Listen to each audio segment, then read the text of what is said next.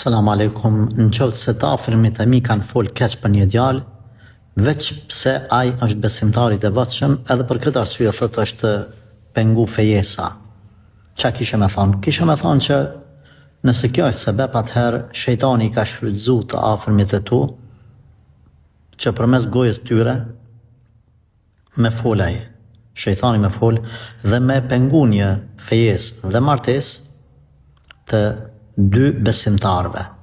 Shejtani gjën më kryesore në jetë e ka prishje në një familje.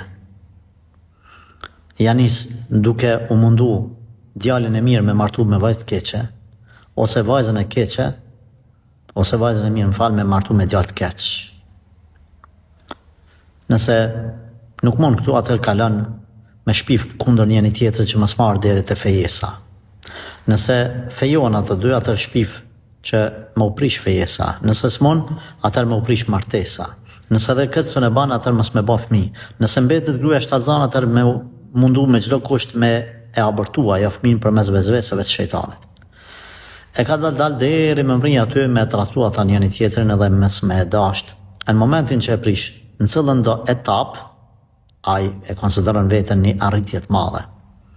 Njerëzit që flasin keq për një djalë besimtar, veç pse është i devotshëm, themi se ata janë shejtan në formën e insanit që po flasin kundër apo po shpifin kundër një besimtari.